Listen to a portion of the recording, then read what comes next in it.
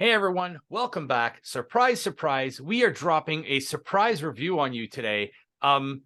We watched Resurgence over the weekend, and we are dropping the review for you today. Resurgence was another New Japan Strong pay-per-view that was that aired on Saturday night. It had a tournament in it to crown the first ever women's strong champion. I thought the tournament went well, but to hear our thoughts, let's get right into it. Right now, we have Campo.Reviews with me, the man who reviews movies, TV shows, wrestling. And remember, to get these surprise reviews, make sure you are subscribed, have that little bell notification on, subscribe to the Discord so you know when these surprise videos drop. So with that out of the way, Campo, New Japan Strong, Resurgence, they are starting to improve. Yeah, I think it's because they're using the main roster people to their advantage, where before, But not just that, I'm talking about quality of production. yeah, It still wasn't the greatest. Like there was still audio issues. I almost didn't hear what the announcers were saying for the entirety of the event. And whenever a wrestler's theme music went on, you can't hear the. And this is a thing too, and I'm gonna really poke at American wrestling for this, because I noticed in Japan with the Japanese announcers, especially in Noah, with Kevin Kelly when he's doing it, and in AEW, when someone's coming out and they know this person is going to have a theme song that people are going to like, they don't talk. Yeah. They're silent. These guys never, ever, for the entirety of the event, stop talking. Yeah. And Beta has no idea what she's talking about ever. No. Mrs. Mike Bailey there. It's crazy because it's like she's trying to say things and she's not making any sense. But the thing is, Veda is also a veteran in the industry. She's been in like professional wrestling for what, 10, 15 years? Like she's a veteran. She hasn't been an announcer. And true. I think that's the problem. And true. The other guy, who's it? Victor Kozlov? Alex Kozlov. Alex Kozlov. Yeah. He has a lot of trouble speaking English still for some reason, and he says the wrong words sometimes, and it makes it really confusing to what you're listening to, because you're like, what did he just say? And then Veda says something completely off topic, and she just rants and it's like, holy crap. And Riccaboni's just trying to keep up, and like he's so bad on the New Japan shows compared to his Ring of Honor work. His Ring of Honor. Mind you, this was the best showing so far of these three people. But even in terms of like video quality was getting better. There's an issue we'll get to later in the towards the end of the card, but we'll get right into it. We'll start with the first match. It was Jason Bateman against Bateman against the DKC. It was an opening match. There was nobody in the arena. It felt like a bad indie show. Was this a prelim? Yeah. Okay, because they didn't. It's not like the Japanese shows where there's like a massive gap to like let you know, hey, we're starting the card now. And I never looked at the card. But if you watched it at the beginning of the show, you hear the guy, "Are we on yet? Is this on? Are we live?" Yeah. So but that's like it speaks a lot to this event. But yeah, it was what it was. I mean, the DKC, like they're trying to hype him up because now Clark Connors is part of Bullet Club. Kevin Knight is the IWGP Junior Heavyweight Tag Champion. So he's like one of the last guys from the dojo that really hasn't done anything. Yeah, I hate the DKC. We all should know this by now. Yeah, this match was fine. I mean, we knew what we were getting. Yeah, but I mean, it was basically an empty arena match. Usually when you go to a wrestling show, there's that 15-20 minute buffer to let people in the arena before the first match starts. This match started as soon as they opened the doors. Well, okay, so I don't know if you saw, but on their social media, they were posting, and it was like 1 hour to showtime. And the arena was there. There was nobody outside it at all. Then they're like 30 minutes to showtime, and they post outside the arena. There's like 4 people. Then they're like, show starts in 14 minutes, and it was like a huge crowd of people outside. Yeah. It's like, yeah, that's why, because nobody showed up on time. Yeah. Like, even I would say, if you really pay attention, it took like 3. It wasn't until the Kenta match when the crowd actually got into the arena. Yeah. Like when it filled up. Yeah, I agree. I mean, DKC goes over. Yeah, who cares? Whatever. Next, we have Android Alex Coughlin against Christopher Daniels. They were hyping the Android up because he's going to be facing Shibata for the Pure Championship. Yeah, and you could tell that's why he's fighting a Ring of Honor guy. Yeah, a Ring of Honor legend in Christopher Daniels. Trying to get him over. They're trying to put him over. For Daniels, the man's almost 60. The guy can still go. Yeah, he's I think he's the same age as Jericho. Yeah, I think maybe a couple years older. Maybe. But still, like, Daniels could still go. He's still I know he's still employed by AEW. I think he's head of talent relations in AEW, but they let him do this from time to time. So, quick matches, what it is. Those are your pre-show matches. Then we start with we have a little bit of a gap and we have our main event.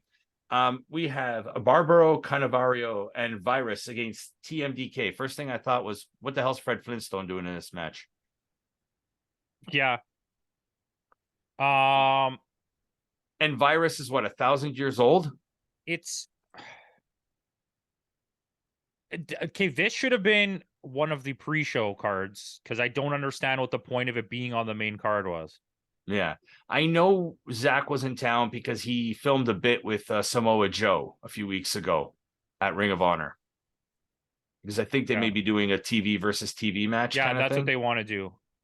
So I mean, it was an okay match. It went. Okay, I'll tell you this. It went for way too long. Yeah, it was a 15-minute match. It was really long. It was 15 minutes. I promise you, if you haven't seen this, it felt like 30. Yeah. It was so crazy. I was like, how is this still going? There's two guys no one's ever heard of. One of them's like 100 years old. And it's like, we're Fred still Flintstone. Like, yeah, I don't know, man. It was strange. It wasn't bad. And Zach takes the loss. Well, Tito got pinned, but they take the loss. If you're trying to build TMDK, why are you putting Fred Flintstone over? Because I don't think anyone cared about this match. I think this match was like borderline irrelevant. Yeah. And then they're hyping up a match between the 100-year-old guy and Zach for the New Japan Television Championship. Which he's obviously not going to win, so who cares? Like, it's just padding another win for Zach. Sorry, this lighting is driving me nuts, guys. Which, yours or mine? Also, mine. Oh, because my stupid normal lighting is not working again, so I'm back to using those floodlights. Anyways, for the people out there, this is for the fans. I'm gonna hit this for you. Oh boy. So Moorhead's blue raspberry. What is it? A soda? Mm-hmm. Just like a sour soda? Whoa. Okay. Where do you get it? Your local 7-Eleven? No, I got it in Dresden. Oh. You only find stuff like this in the border towns. Actually, the store near my house had it, but they only had black cherry. I tried that. This is way more sour. Anyways, we're not talking about wrestling. I digress. Next we have we'll go into our next match. It's our first semifinal match for the Strong Women's Championship. We have Mercedes Mone against Stephanie Vacour. This was a good match. Mercedes Mone is really starting to understand international wrestling now. Okay, so or non-WWE. This is the thing, and it's funny because we talked about this about WWE only letting people go 80%. I don't think, however, she was that good in WWE even at 100%. But I do think the fact that she's been training outside of her comfort zone, and she was off TV for a while before she came back. So she's been training. Technically was her first match back in the US since leaving WWE a year ago. There you go. And she's only had like 4 matches in between, but she's been training with better wrestlers. She's been wrestling a style now where they're allowed to go full out, like do whatever you want. And I think she has a new moveset. Yeah. And she turned really good. And not to mention Vacour is amazing. Yeah, she's really, really good. I have heard of her. I've never seen her wrestle before. Yeah. It's the first South American woman to ever wrestle in New Japan because she's from Chile, not from Mexico. Chilean. Yes. So that, and she was really good. Yeah. And the crowd, oh my God, the crowd popped huge for Monet. Oh, it gets better, boys. Yeah, but they popped huge for her, which I was surprised. Well, I mean, obviously not surprised because they know who she is, obviously. I think I know she knows obviously who Sasha Banks is, but I don't think Stephanie was expecting to be in a match where this kind of hype was going to happen. Because you could see on her face, she was like, holy crap, is this for real? Like, yeah, exactly. Mercedes Mone goes over as expected in a good match. It was a good match. It was than I thought it would be, considering they needed her to wrestle again. Yeah, it went on for 12 minutes. I honestly thought they were going to go for like really quick matches in this to get them over with. Well, I mean, both matches, like all 3 matches, lasted a total of 30 minutes. Yeah, but that you're wrestling twice in a night, right? Yeah, you're getting all hyped up. You're going to the back, you rest. Especially the fact that in New Japan and other companies, they don't go that 70-80%. They go full out. Yeah. Well, so WWE, you're just not allowed to go any harder than that. But it was a decent match. I enjoyed it. Like I said, Mone, her skill set, everything is improving. She's understanding the non-WWE style now, and it's showing. She's gotten a lot better. A lot better. So next we have the match. It's the second match of our semifinals, which is Momo Kogo against Willow Nightingale. I just laughed at the fact that 2 months ago, Willow was a jobber on AEW Dark. And now she faced Athena for the ROH Women's Champion. And now she's in the tournament for the New Japan Strong Women's Championship. And it really shows about Willow Nightingale. Like, if given the opportunity, she can take it. Because she put on a really good show. I've been high on her for a long time. I've always, since like, I would say the later half of last year, maybe like September-ish, October, I was saying she's one of the premier like go-to women's wrestlers in AEW. And then that was coming out of nowhere because she was coming off Dark, and I think it was because of all the injuries. They were just like forced to fall back on her, but then they put her in good storylines with big wrestlers. She ended up with Hikaru Shida, Toni Storm. Then she had the match with Anna Jay, where we all kind of, I think at that point collectively were like, oh, she's not ready. She's like too green. But then a couple of weeks off, she came back, started wrestling in Ring of Honor, and she's been excellent ever since then. Yeah, and then she had that match against Athena. Yeah, at Supercard of Honor, and that was a fantastic match. So I think she's definitely ready. Yeah, and Momo Kogo, she's your typical Stardom style wrestler, like typical Stardom Ice Ribbon Joshi style. She's she's pretty good. I've seen her wrestle once before. She doesn't have enough power to be in a match. She also came like into Willow. Wrestling a lot later in life. Yeah, she was into her 30s when she started wrestling. She's actually good. Yeah. But I think in this type of matchup, like, I get it, they're putting her on Strong, so they're trying to get her over a bit. But like against Willow, it just didn't feel like she was doing anything. Willow just overpowered her at some points. Yeah.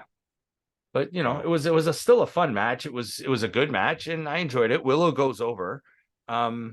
So it sets up a match for later in the night, Mercedes Mone versus Willow Nightingale, as we all probably expected that was going to be. I mean, Willow and Momo, I was kind of on the fence about, but like either way, we knew Mone was going to be in the finals. So with that, we're heading into our next match. It's I guess a retribution match. It's Fred Rosser versus Juice Robinson. And oh my God, this match, when you texted me 2 nights ago or whatever it was and said, dude, that match was wild, you weren't kidding. Yeah. I watched that. I watched a chunk of the show while it was airing. I think I caught the end of the Willow match, I caught Juice match, and I caught the Kenta match, which was next. But yeah, this match was crazy. It was a lot like we've seen hardcore street fights, strong matches, and they're all pretty much the same. You get a trash can, you get a stop sign, you get a door. It's like a guarantee with Strong. Yeah. But this felt like way more. It was Juice trying to get his payback on Fred, and Fred trying to get his payback on Juice. And when both of them were in charge, they absolutely demolished the other person. Yeah. Yeah, and like Fred went on an absolute tear. Like, he beat the crap out of Juice. Like, absolutely destroyed. Yeah, when he was throwing him into the barricades and into the crowd, and like, he was throwing shit all over the place. He rubbed the cake in his face. Yeah, the California cupcakes, right? Yeah. It's but it was fun. And the thing is, like, and these are two former WWE guys. Yeah, and okay, so there's a thing, right? So Tony Storm comes out because Juice is getting absolutely his ass kicked. Yep. The crowd, huge pop. I thought it was gonna be like a Bullet Club person. I'm kind of I was weirded out that expecting Jay White. yeah, or like even Kenta. But like, because he's helped Kenta, right? Yeah. So I was like, oh, okay. And then, but then everything she did was great. The problem is, between a lot of the things she did, she kind of just stood in the ring and watched Juice get beat up. And it was really weird. But I'm not going to hate on that because I think when they worked together, it was really fun. It was really, really good. Yeah. It told a great story in the ring as well. That there's a scene right after the match is ended and like Juice is like all bloodied and all you see is like, and she's wearing a white top too, and all you see is like all his blood all over her white top. That image is just like, you know, that's gonna stay in your mind, right? Yeah, and I don't think this is over. I think we're getting another match.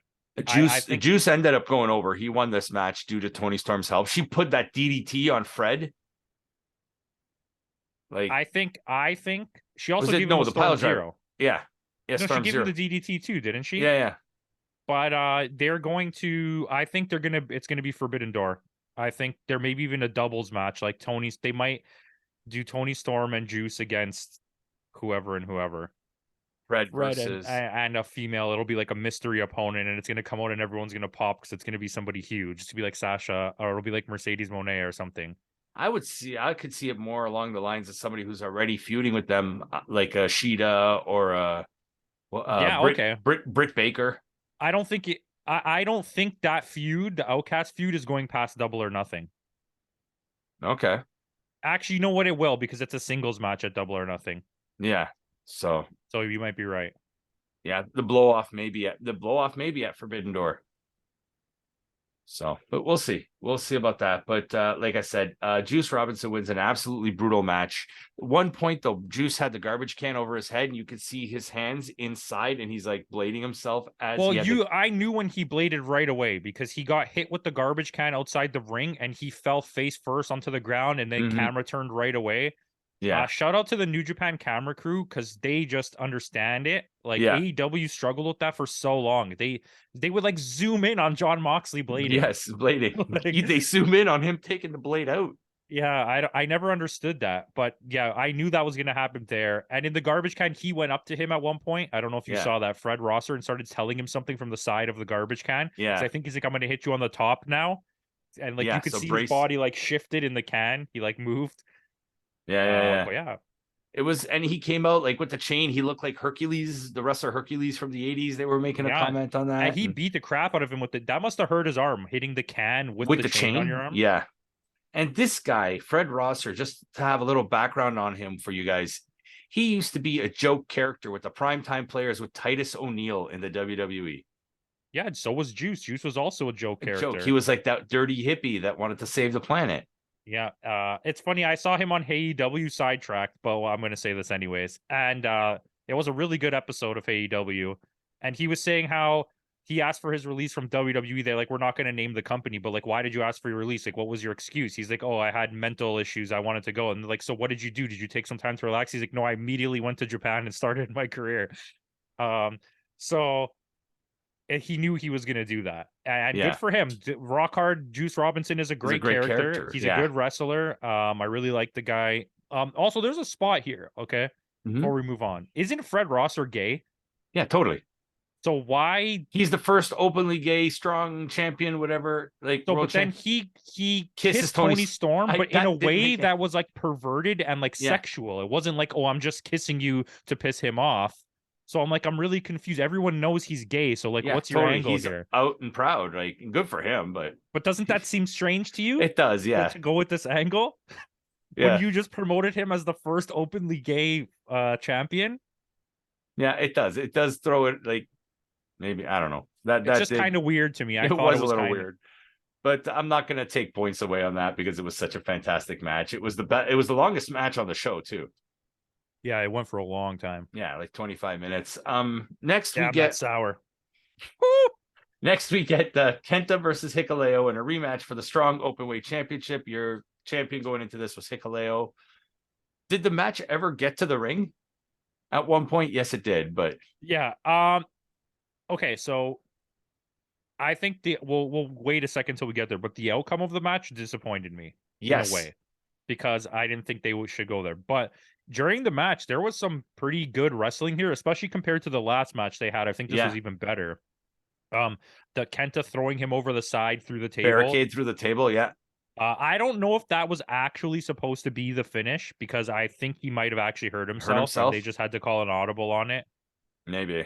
But yeah, I thought he was gonna choke slam Kenta over the side. Like he got him up high at one point, and I was like, "Oh, this is happening."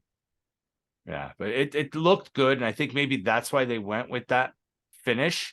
Is maybe Hikuleo got hurt, so they did which is weird. I guess in Japan you can win by countout. Yeah, you can win by countout. Yeah, so that's how Kenta gets the championship back. He is the first ever 2-time Strong Openweight champion. I mean, originally we would have argued the point that he's the guy who should be champion. He's a huge name. We like him with the belt. He deserves it. He's going to carry this company. But it seems weird to me to already take the belt off Hikuleo so fast. I think they're taking the belt off of Hikuleo, A, because either he's hurt, or B, they want Kenta to be champion going into Forbidden Door. That's very possible. It also could be maybe they do think that Hikuleo might be leaving.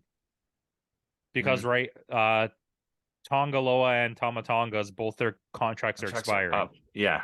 And there's talks of bringing the Gorillas. At WWE. So, and the reasoning behind that is to get Hikuleo to also come to WWE because they want him.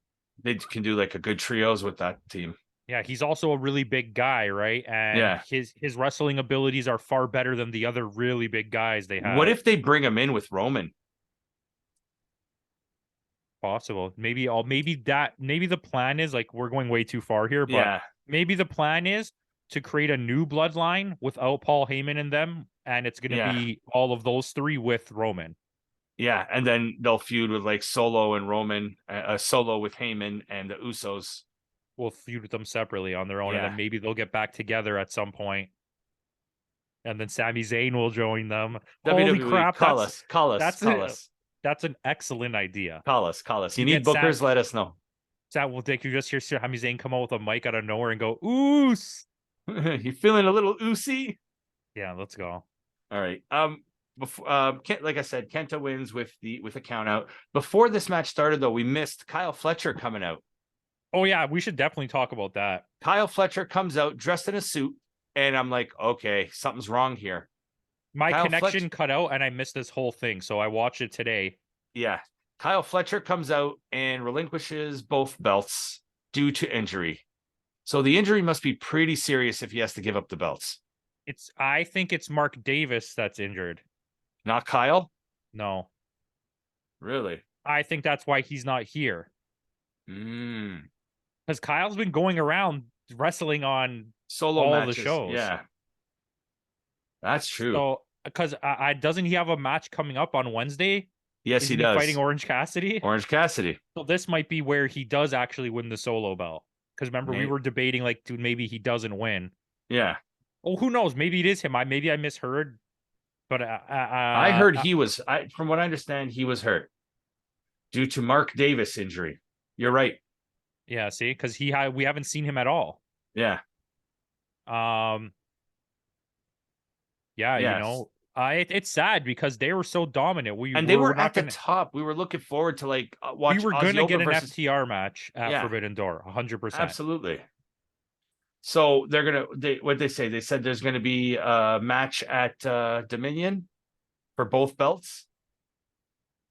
Yeah, that's gonna make Dominion far better than we thought it was gonna be. I think this just elevated. I was not very excited to watch Dominion, especially after last year's 6.5-hour debacle where the only good match was Jay White versus Okada. But Dominion has always been one of those shows that hasn't always, like, that's that mid-tier end of, just before summer starts. Like, it falls into place with like Dontaku. It's not like it is one of their flagships, but it's not like it never turns out to be the best one. Yeah, that's true.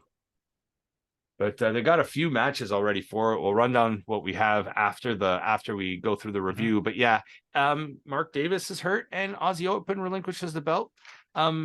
Maybe this is where Motor City Machine Guns make their comeback.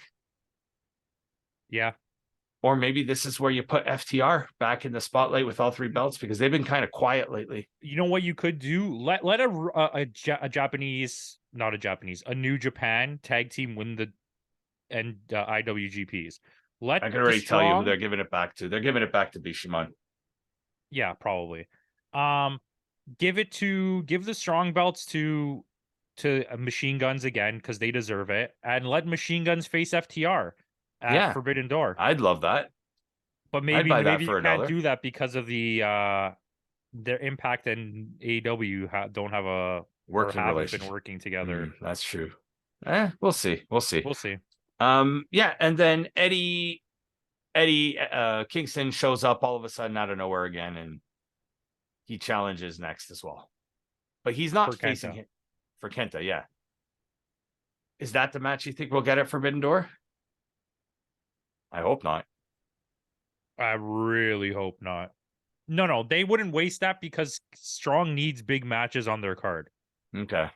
That might be they announced that there's going to be a New Japan Strong Independence Day show July 4th and 5th, which is after Forbidden Door. What, a week later after Forbidden Door, right? Yeah. Don't worry, it's already added to the list. Thanks. No worries. More things on the list. That's what I wanted. Well, I like what you did earlier today. I don't know if you did it today or yesterday. To the list. Oh, I put them in blue because I wanted to know which ones were the ones we're not reviewing. Yeah. But yeah, going on. They announced that they're going to do New Japan Independence Day, New Japan Strong's first show in Japan in like 2 years or something like that. 3 years, they're saying. I thought it was the first show they've ever done in Japan. Is it? I thought that's what he said. The first ever show in Japan. I might be wrong. It might be since the rebrand. Yeah. Who knows? But it's that's looking like it's going to be a lot of fun. Like I said, it's already been added to the list. So hey, we'll watch it. Anyways, what's next here? Next, we're going on to was it the trios match next? It was the trios match next of BCC, John Moxley, Wheeler Yuta, and Shota Umino against Chaos of Okada, Romero, and Tomohiro Ishii, 2 of the 3 Strong 6-man champions, because Tanahashi's in the next match. Yeah, it was if you're looking at this from the outside, and you're just seeing the names, wow, this is selling tickets. Okada got the biggest pop in North America, just like a music playing, because there's a way bigger pop later. But just from like the start of the music turning on, Okada got the biggest pop I've ever heard Okada get in North America. As soon as you hear that cash register, ching, Because even at Forbidden Door, I feel like he was mistreated by the fans. Like, he got a pop, but it wasn't like what you. He's a generational talent. As much as he's not my favorite wrestler, we're not going to pretend that he's not like a massive name. He totally is. Absolutely, he is. Let's not pretend that him and Tanahashi didn't put any butts in these seats, and it was all Sasha Banks. Yeah, like that's what she would like to believe. Yeah. Congratulations. Also, you did not sell out the arena. Because remember, you told us you sell out every arena you go to. Right, and there you go. I just got to harp on her a little bit, but so this match was a lot. Yeah, the camera work was all over the place on this, though. This is the match where I thought the camera was like here and it's there, and it's like Yuta's outside, then all of a sudden Yuta's in the ring, and it's like, what's going on? It was also very AEW. So when you're watching an event that's so paced like New Japan, and to get to this spot fest where it was just like spot. Mind you, they always do it better than WWE, but it came off kind of like weird because it was very spot heavy in the beginning. Then the middle of the match is like just nothing happening. Yeah, it's just a really awkward situation, and then at the end, spot. The middle of the match is when they're beating on Romero, right? Yeah. It was it was like slightly after Umino finally got his tag in.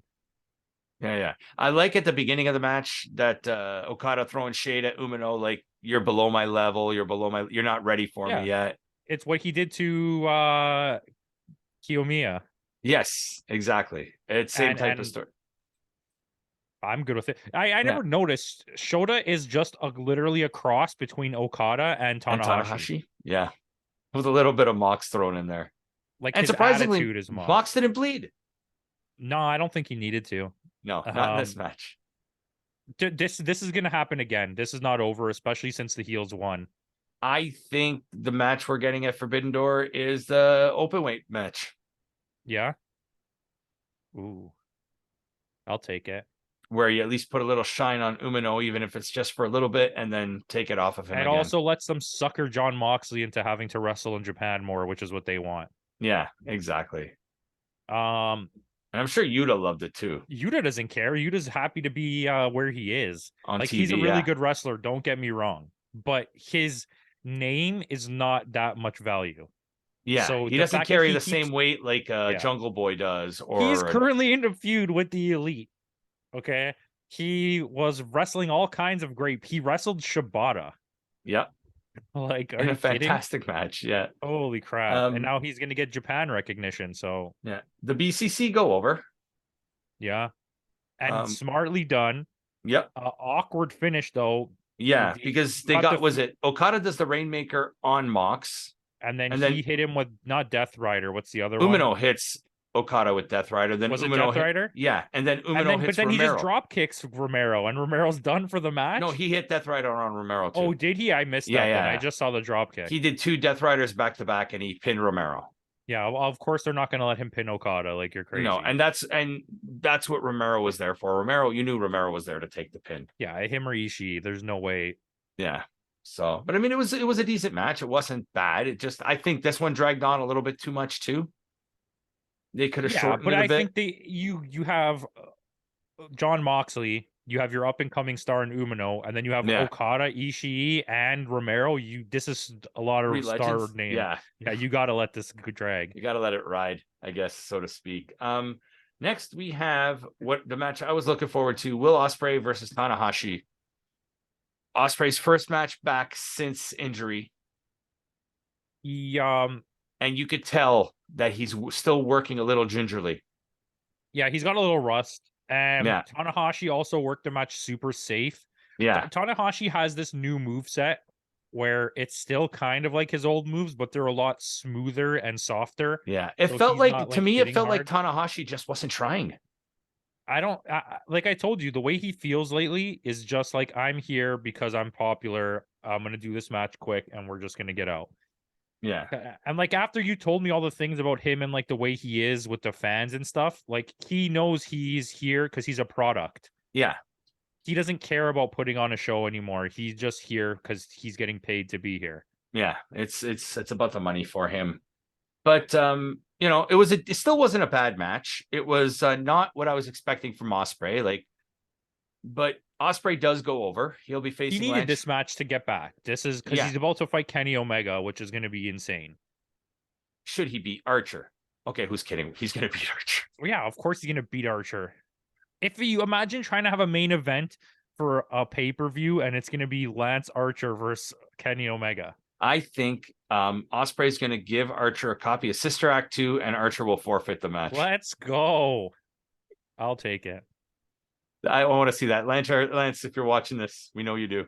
We're about to get Will Osprey versus Kenny Omega at Forbidden Door. Yes. As probably our main event. Well, maybe not the main event. Yeah, because I don't think Sonata will be the main event. I'm sure they're going to have someone for MJF to fight. Who, though? It's just going to be like someone from Japan. But that'll be the main. It'll be like the Naito versus MJF. And then MJF will cheat. Takahashi. As long as it's not Tanahashi, yeah, I'm okay. Might be Okada. Yeah, but I can't see Okada losing to MJF. No. Like, it just would feel weird to me. Shingo. Yeah, you could do Shingo. Maybe you just do title champion versus champion, but for no title on just the for line. Bragging rights. Yeah. Okay. Yeah, I could see that. Sonata versus but a Sonata, that's why Sonata is not going to sell seats, though. Osprey Okay, and it's gonna be Kenny Omega versus Will Osprey. that is your main event. That'll sell. That'll put butts in seats. Yeah, Will Osprey goes over in a fairly quick match, about 16 minutes, like nothing too crazy, but it was still a fun match. So next we're going into our main event of the night. It is Willow Nightingale against Mercedes Mone for the New Japan Strong Women's Championship to become the first ever champion. Yeah. Pause for 7 minutes for ovation. Yes. Yes. That was loud. That was really loud. For Mone, yeah. It got me hyped. Yeah. And it just shows too that Willow's going to be able to hang with them. Like Willow put on a really good show. She dominated for most of the match. Yeah, like and I think it's a size thing, right? When you're in Japanese wrestling, anyone who's not Japanese, who's big, is going to get a huge push because they want to have someone overcome you because you're the giant. Yeah. I mean, mind you, I think this is a missed opportunity. Okay, Willow wins. Okay, sorry, Willow wins. I don't think any of us expected that, number one. But I think you could have let Sasha win to have her be the first ever. Yeah, and then lose it right away at Dominion. Have her lose it at Dominion to Willow, and then now do your storyline that you're gonna do. Because I think they're going right into Monet and Trinity together. Yeah. Because that's clearly the way they're going. Because right now Trinity's involved in a feud with Kylan King. It makes sense. It's very possible. I think also that it was a really weird situation. Mercedes did not kick out of that. No, she didn't. I think she was supposed to kick out of the first one and then get a second one because Willow clearly was ready to give her a second powerbomb right away. Yeah. And the she ref just thought, stopped, okay, that's it. And she's like, oh crap, I forgot to kick out. Yeah, because it only went 9 minutes. It was a really short match. Yeah. She might have also got hurt when she did that spot where she tried to like fall off the top rope. And yeah, that's true too. But I don't even know if she meant to do that. I mean, all in all, though, Willow, she does her little speech at the end. She's the first ever, she can go down in history now as the first ever New Japan Strong Women's Champion. Congratulations to her. I gave her a shout out on my Instagram too. So you guys follow me there, you'll see it. But yeah, like, I mean, it's an improvement on the New Japan Strong shows. Yeah. I mean, I do think, what was the one? There was one that we liked. There were the 2 Collision shows. And then what was the one before Collision? Where was it? Only the Strong? No, that was Multiverse was a Strong show. Yeah. But that was more of a Battle in the Valley. We enjoyed Battle in the Valley. Battle in the Valley, that was also good. There you go. So there was 2 good ones. Collision was not very good. No, neither of them were. You posted that it was one of your worst of the year. We missed one. I don't remember what it was called. Not Rebellion. I don't know. It was like a Terminator name. Okay. And it was like right at the very end of last year after we finished doing our awards. Oh, okay. And we never ended up watching it. But yeah, I mean, what would you rate this show?